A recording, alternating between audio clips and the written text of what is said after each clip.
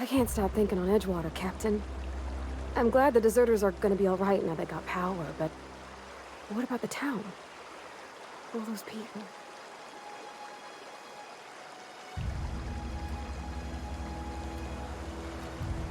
That's on account of how I never met her.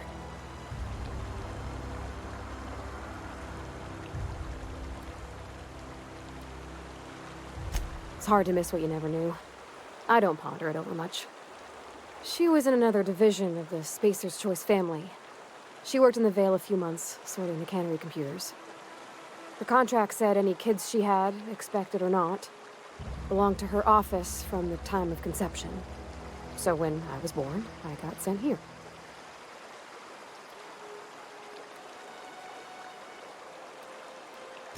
Well, I don't know about normal. Dad said she worked under some kind of special contract. It's sensible. Dad just fixed machines. She did some kind of crazy math, high-level stuff. Better to raise me on his time than hers. He's just interested in fixing stuff. He always used to follow me around, asking me to explain what I was doing. Like a puppy, kinda.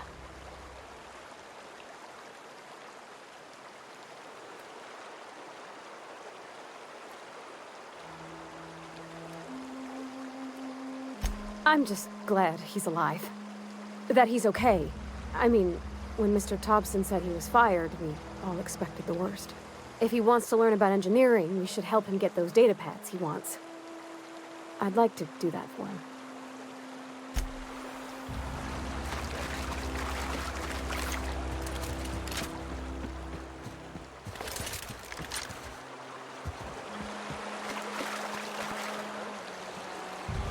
Come out, play! Here they come!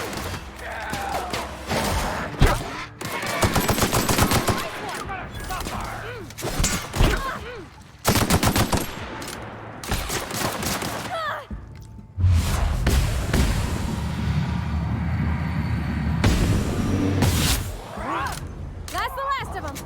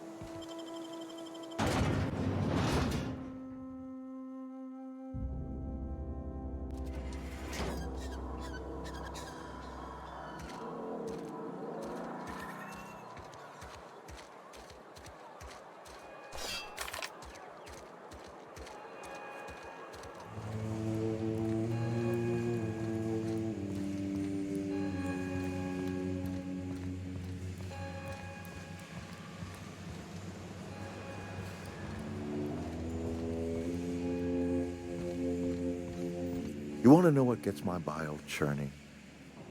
Edgewater has suffered a cavalcade of disasters, plague, marauders, desertion. Then you wandered in town. And I was so damn sure our luck was starting to turn. I never knew how right I was. Just answer one question for me. Why'd you do it?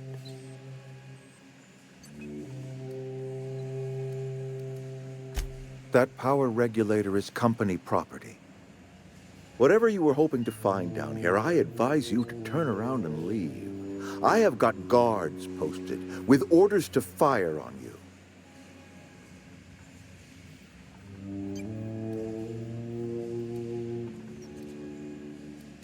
Edgewater's dead. Our cannery's dead. Adelaide's deserters are never coming back. Spacer's Choice will shut us down before long. Some of us will die of illness by then. Some will move on. Some will starve. And as for me, I will tender my resignation, whereupon I shall be processed and then duly imprisoned for gross incompetence.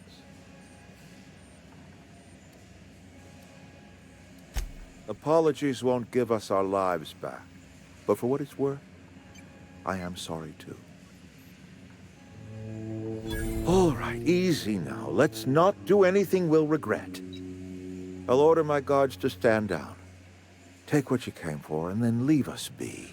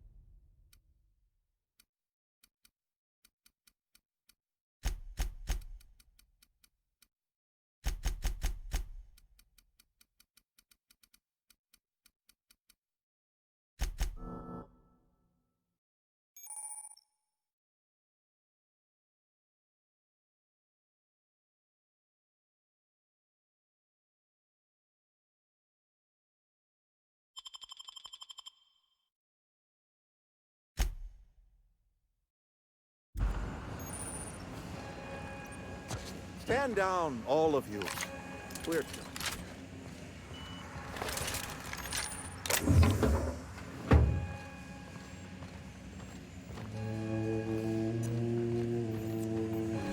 You're safer inside the walls.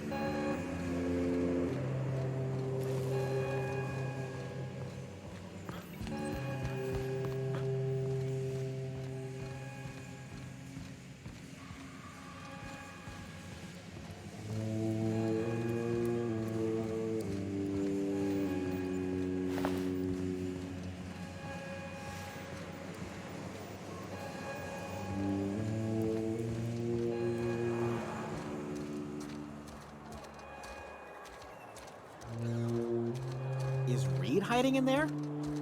Mr. Dobson is aware of your concerns and remains...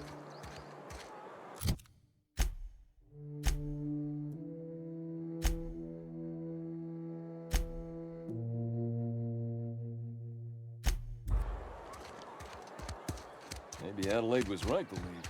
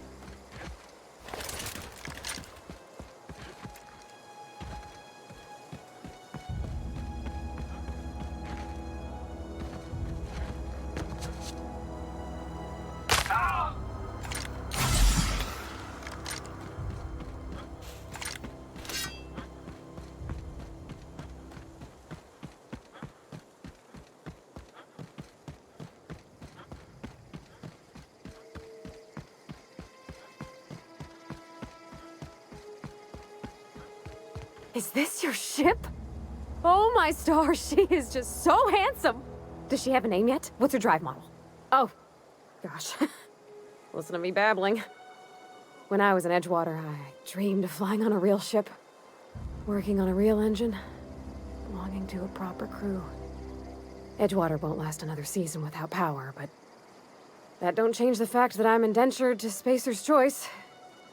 Company expects me back at my post.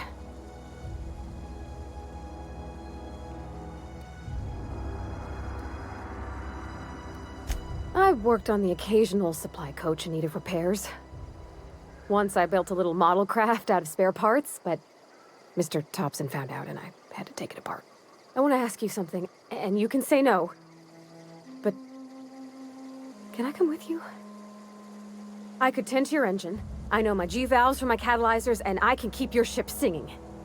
And if you ever need a pair of eyes watching your back, I can do that too. What do you think?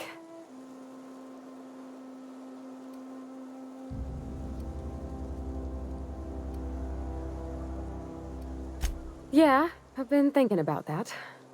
I had my misgivings about Miss McDevitt and the deserters, but you took pity on them and sent power to their garden even though you knew Mr. Thompson would hate you for it. All this time, you've been determined to get your regulator back, get your ship up and running, and cut a path out of this place. And well, I want in.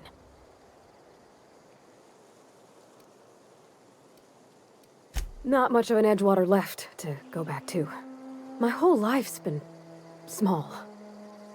I realized that when you walked into town. I've been seeing the same faces every day, the same sky, the same stars. Then I saw this ship. This gorgeous, stately lady with her eyes turned skyward, and I made up my mind to come along with you. Yes! I mean, thanks. You won't regret this, mister. Captain. I can call you Captain now. Ha! I got a captain.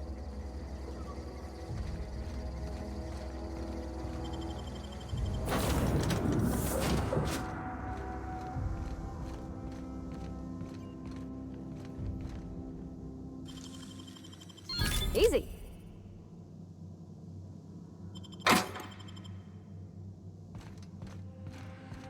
Captain, I have detected that the town of Edgewater is now without power. I appreciate you doing your part to hasten their demise. What can I do for you, Captain? Do you know how to install a power regulator?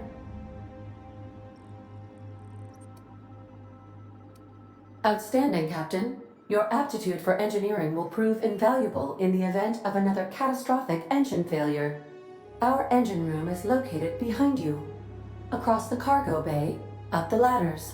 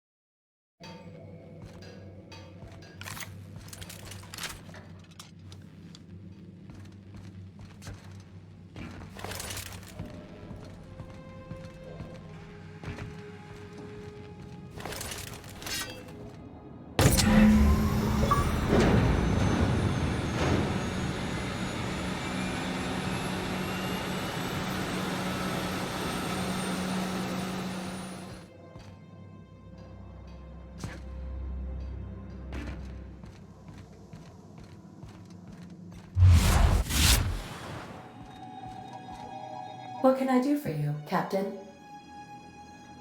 All systems are operating within acceptable parameters.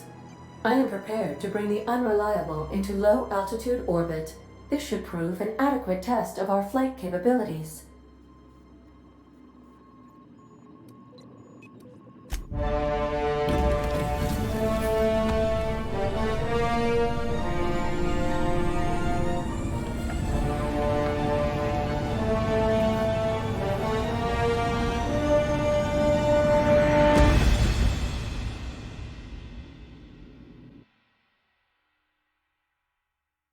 We have received a communication request from Dr. Phineas Wells.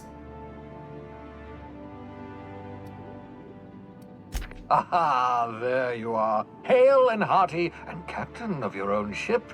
I see you're putting the unreliable to good use. Shame about her former captain, horrible way to die.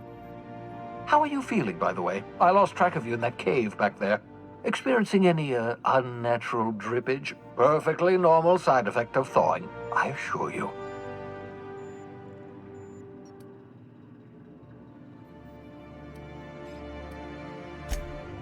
Oh, that, yes, that's probably permanent. I wouldn't worry about it, though. I'm sure you're fine. What you saw in Emerald Vale is happening all across the colony. Food shortages, lack of supplies, and basic necessities. We're dying. The chairman, the minister, and all their lackeys on the board are to blame. The Hope has some of the brightest minds Earth ever sent us. If we can revive the Hope's colonists, they can help us undo the board's mistakes. They can help us set things right. You need to get to Stellar Bay on Monarch. I have contacts there. They'll help me, help us, find the chemicals to revive your fellow colonists. Gladys Kelly, lovely woman, runs a cozy little black marketing outfit on the Groundbreaker. She can get you a nav key to land on Stellar Bay.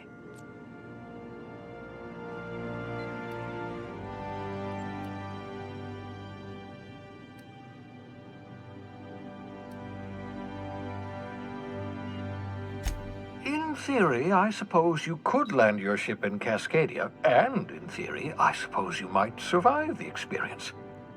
Cascadia is utterly seething with dangerous, highly aggressive creatures, more than capable of tearing you limb from limb. You'd have to be a lunatic to land in Cascadia, and I'm reasonably certain I tested your brain for incipient signs of insanity. Trust me, talk to Gladys Kelly.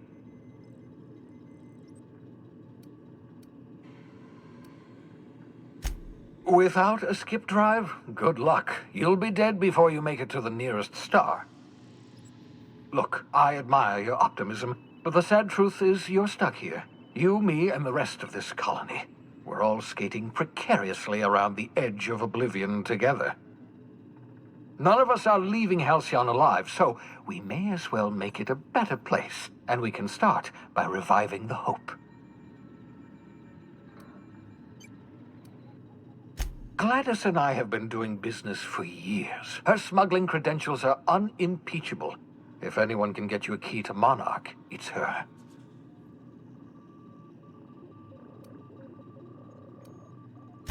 Strictly speaking, Monarch is a moon, terraformed badly, and almost completely lawless. You'll love it. Captains don't fly their own ships, you see. Your navigation terminal handles the, navigation. Think of a nav key as a set of flight instructions. The board's been confiscating nav keys for Stellar Bay, so we must rely on unconventional means of acquisition. Hence, Miss Gladys Kelly. Excellent. I'll send her a wireless. Let her know you're coming.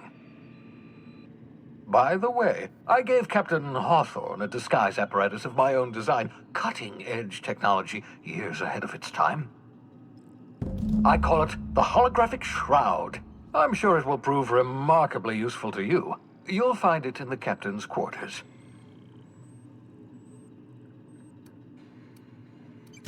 Marvelous device. I'm quite proud of myself. The shroud changes the user's appearance to mimic that of another. It has limits, first-generation technology, you see, but promising. Exciting to see it in use at last. Very simply, the holographic shroud uses biometric information contained on standard identity cartridges to generate a holographic projection around you.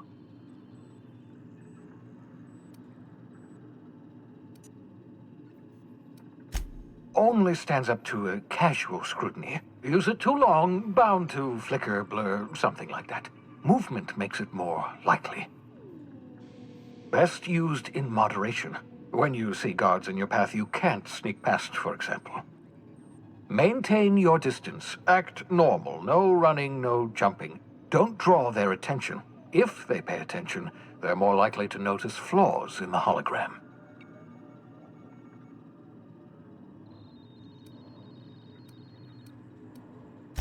A change of clothes. What is this? Some old spy serial? What inattentive and brainless guard would be fooled by such a shabby disguise?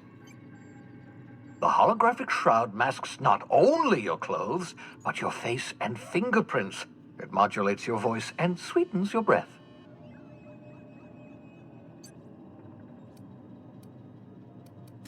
Science, that's how.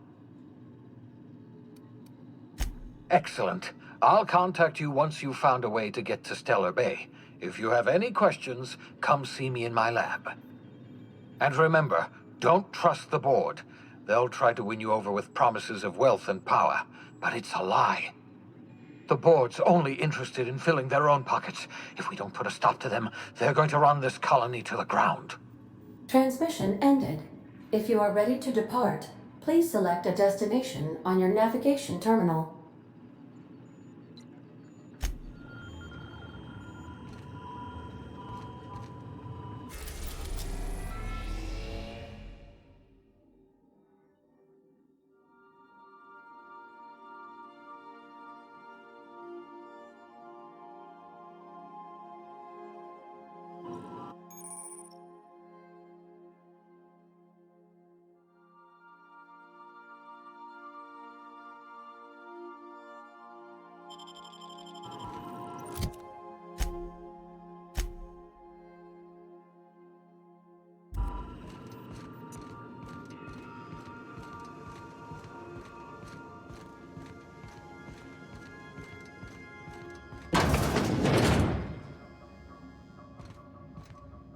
Make yourself at home, Captain.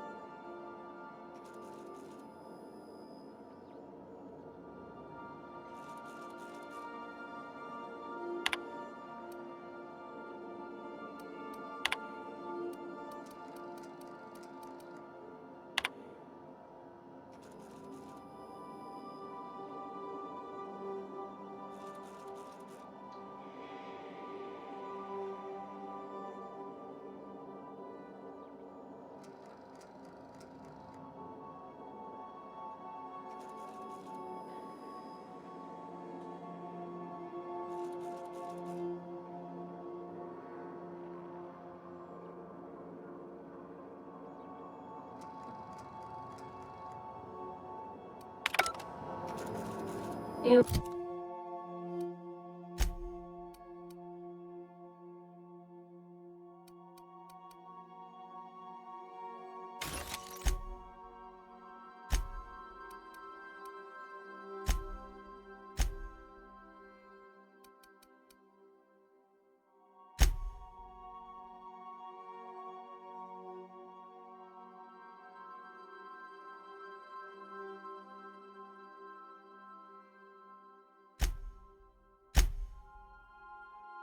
might want to consider changing your clothes more often.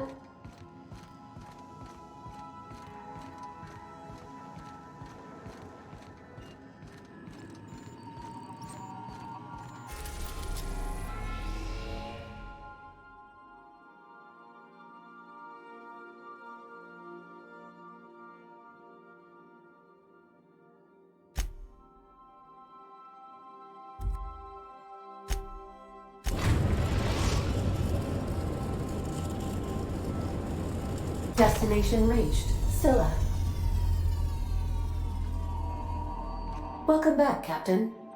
How can I be of assistance?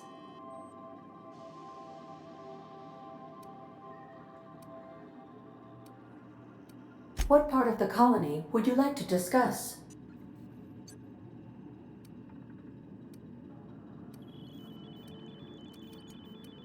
Ah, yes. As Dr. Wells is a wanted outlaw, he built his laboratory into an asteroid. Orbital destinations can be challenging to land on. His more so than most.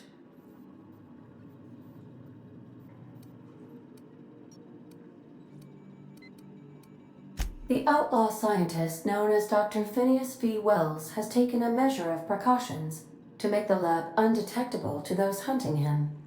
Even knowing the location, my systems resist my orders to go where I instruct them. There is a bounty on his head, one with a markedly high reward amount.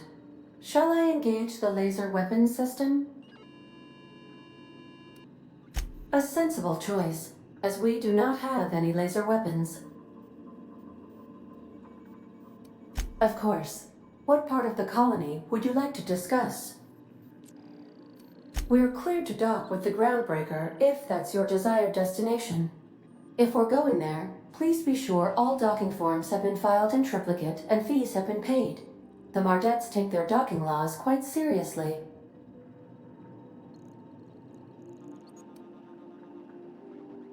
The Groundbreaker was Halcyon's original colony ship. It has since been repurposed as a service station in the Lagrange point of the system. Freighters often deliver or pick up goods from the Groundbreaker en route to other destinations. The city ship hosts an array of cargo bays, factories, housing sections, and more. Many of Halcyon's companies maintain office spaces with stationed representatives in what is considered a truly neutral territory within the system. If we're going there, please be sure all docking forms have been filed in triplicate and fees have been paid. The Mardettes take their docking laws quite seriously. I can, yes. Let me add that to my list of 1,435,498 tasks I am simultaneously executing in order to run our ship.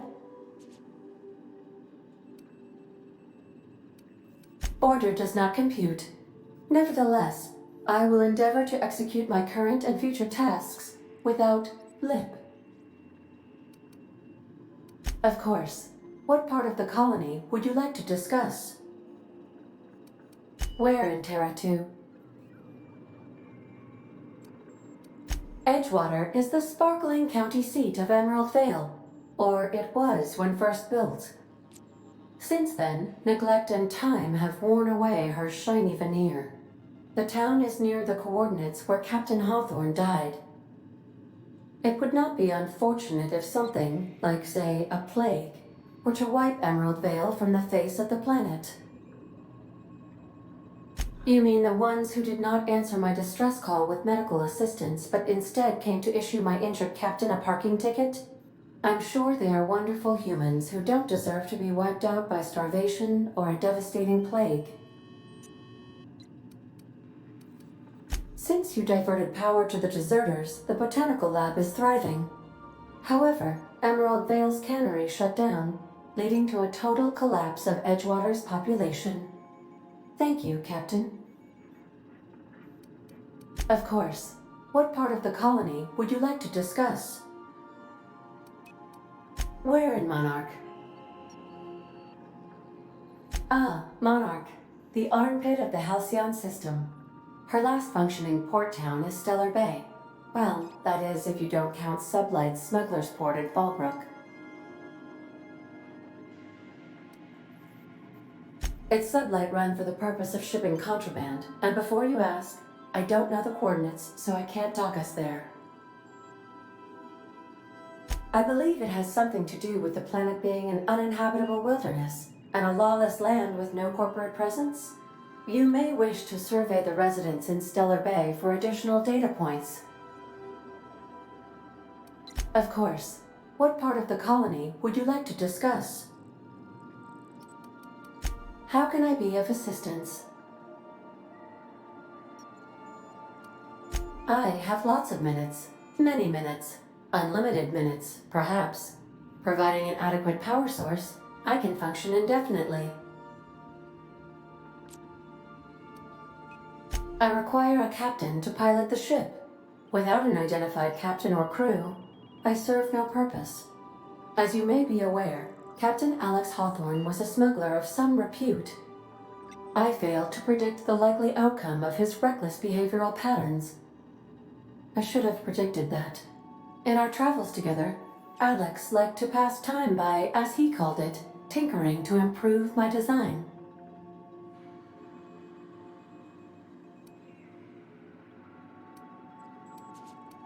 If you mean, was Captain Hawthorne my first? Yes, he was.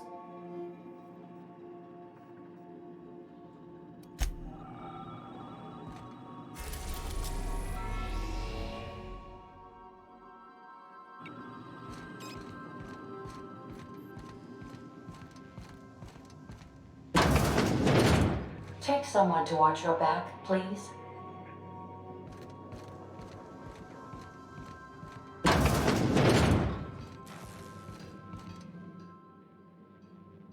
Yeah, so this is my hidey spot now. I was looking for a place that was quiet. I figured the kitchen would be louder than the hold, so here I am. Cozy-like, ain't it?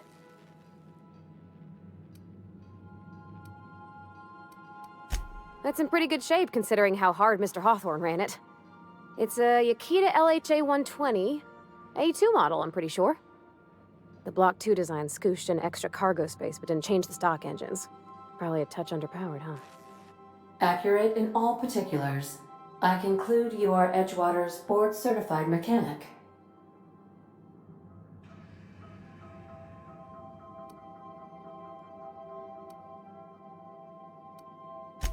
Fly-by-wire's pretty normal.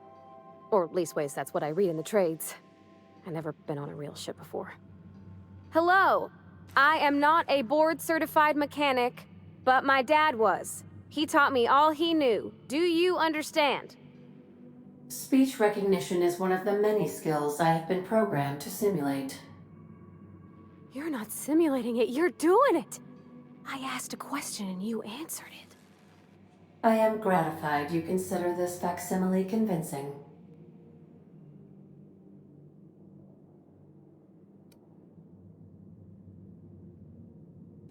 I am at your disposal, Ms. Parvati. You will find the technical schematics in the engineer's locker, though I'm afraid Captain Hawthorne has lost the owner's manual. I don't see any holes in the hull.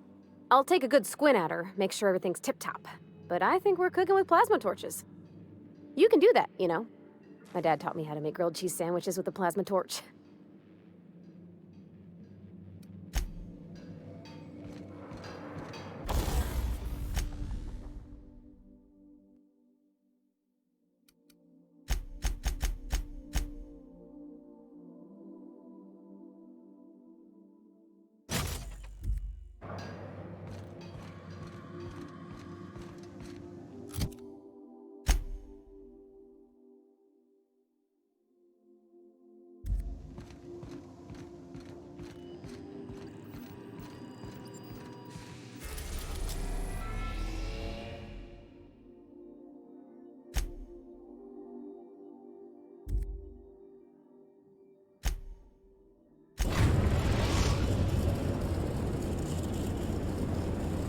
Destination reached. The groundbreaker.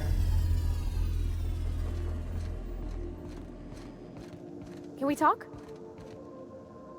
Hey, Captain. I heard that Groundbreaker's got a real good engineer. A lady named Junlei Tennyson?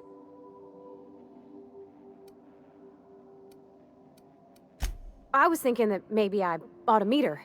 If you got time to swing us by, I mean. I don't got much experience fixing actual spaceships. I bet you a can of Borston beans she could teach me all manner of stuff.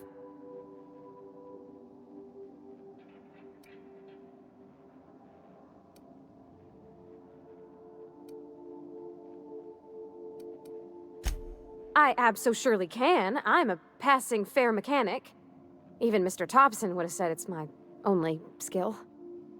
But I'm used to working on cannery lines, AG loaders and the like. There's tricks about ships I ain't learned yet. All I'm looking for is a few pointers. I bet a lady who runs a whole station has forgot more than I ever learned.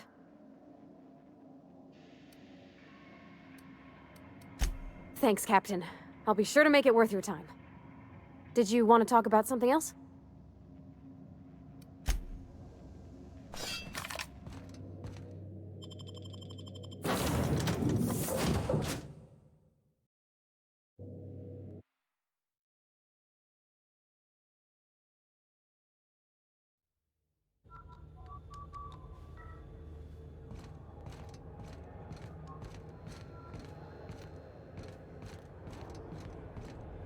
Just checking your ship's manifest. Standard procedure. Welcome to Groundbreaker. That's not the point. This half would just not... Now's not a good time. I'm dealing with a problem here. So, go space yourself. Problem solved. You must really want a truncheon through your teeth.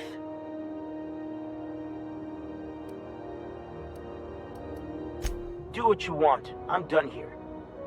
Whatever you heard, it's all true. I had this foreman, right? Guy never liked me, always trying to get a rise out of me. But I keep my chin up, right? Be the bigger man, I tell myself. He's a Spacer's chosen man, though. So when the Chosen beat my Rangers the other night, my foreman comes swaggering up with his head full of boasting.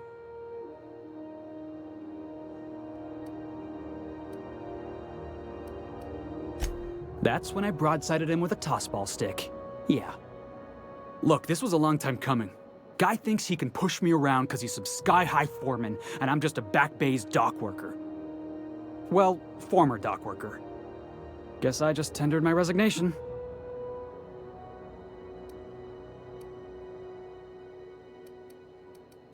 You know something? I am lucky. I ought to raise a glass of 0G to my fortune, if I had the bits. Hey, not for nothing, but I saw you wander out of that ship over there by the dock.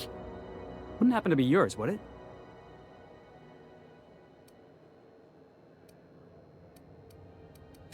Oh, just musing is all. Must be nice having the run of the colony. Never being anchored to one place, always chasing some horizon. Hey, I don't want to talk your ears off, guessing you got places to be. I appreciate your time.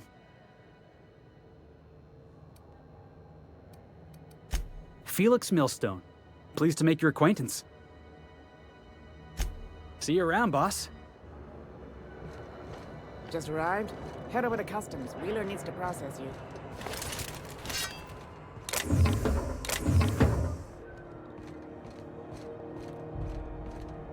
Mechanicals all over, and they still got us sweating to move.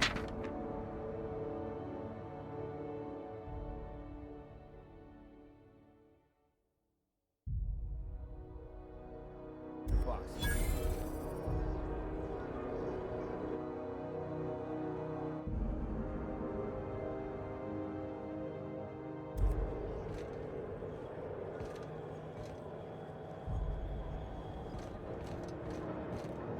Just Customs and inspection, right this way!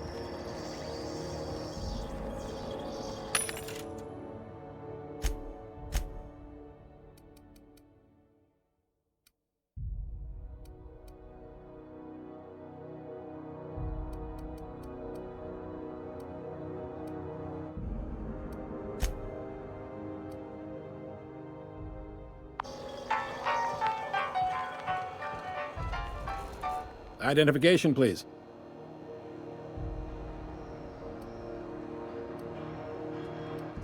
Captain Hawthorne, you said. Let me apologize in advance. I'm about to ruin your day. According to your ship's record, you've been flagged by the board. Your ship will be impounded until such a time as they see fit to lift it.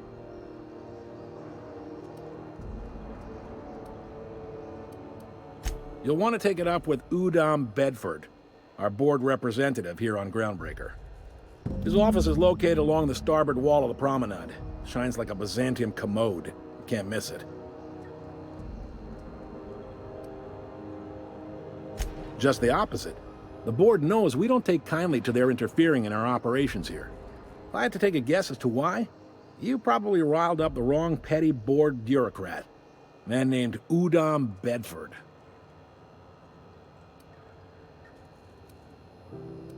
You take the starch out of them, well, you won't hear any complaints from me. Oh, and if you're headed that way, would you mind doing me a favor? Wanda Dorset over in sickbay, tell her the shipment's not in yet. It's not coming in anytime soon, and if she'd be so obliged to get off my ass about it. A handful of SAM cleaning units retrofitted for surgery. I don't know much else. I stopped listening when she started yelling. Much appreciated. Is there anything else I can help you with?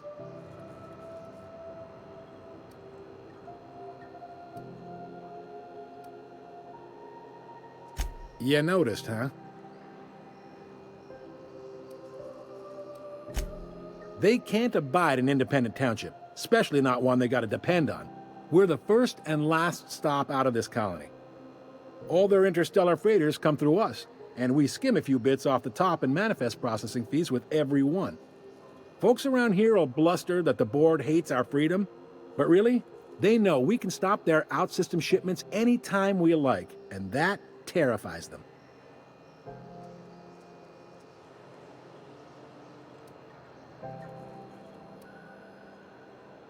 It's a delicate balance, right?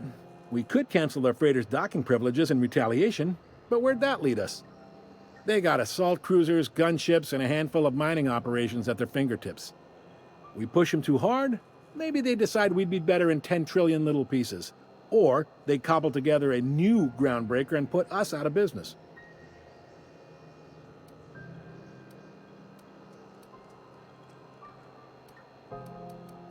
Maybe. Most of the shipping traffic in the system passes through Groundbreaker. Every couple of months, we even get a big interstellar freighter. Two biggest operations are the board, that is, Halcyon Holdings and Sublight Salvage. But there are independent operators around the promenade deck.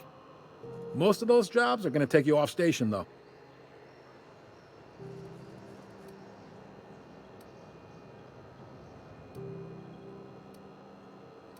They strip the parts from derelict ships and abandoned outposts.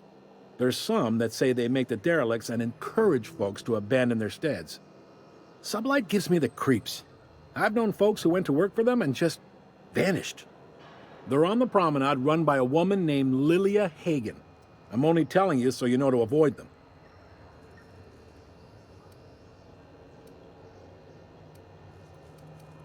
Are you pulling my leg?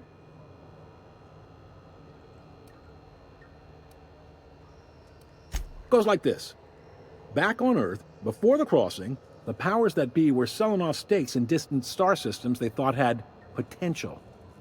A bunch of companies decided to throw in together and form the Halcyon Holdings Corporation, then buy up the rights to this here colony. That group's what we now call the Board.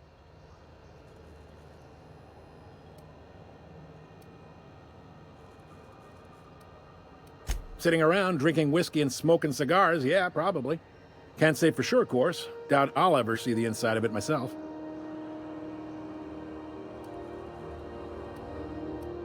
Groundbreaker was one of the original colony vessels to come over on the crossing, a few years before her sister ship, the Hope. Once everybody'd been de-thawed and dropped dirtside, the original crew of the Groundbreaker decided they rather liked the spacefaring life. I guess that was the start of our independent spirit. Now, here we are. Yep, Groundbreaker's the only real independent port. Aside from us, there's just tramp freighters and wildcat miners. Seems like every year the board's offices get bigger and their ships take up more of the landing bays. Haven't seen nearly as many tramp crews this year. Glad to help. Commandant Sanita might have a couple of folks she needs killed.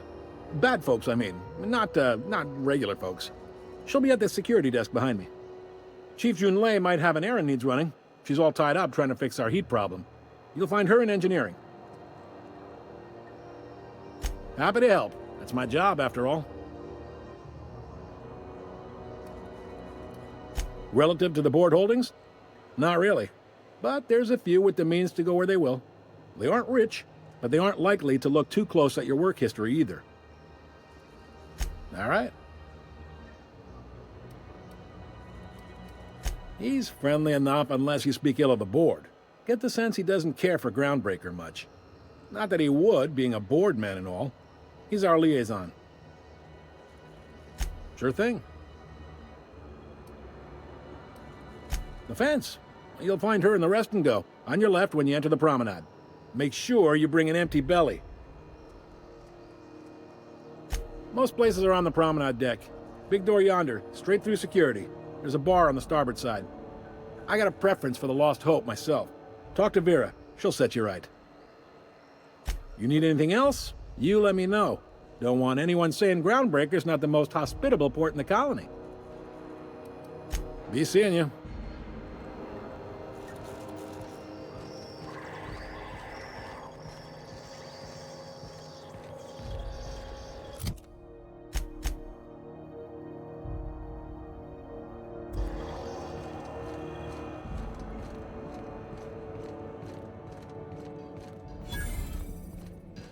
I picked up this weird signal the other day. It was coming from Monarch.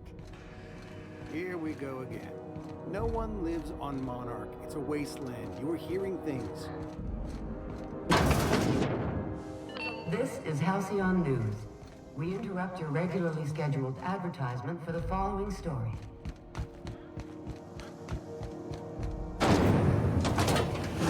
Rizzo's Spectrum Vodka. Aftertaste the rainbow. Rizzo's Purple Berry Crunch. Tripical Flakes and Purple Berry flavored Power Nuggets. Now with 12% more crunch.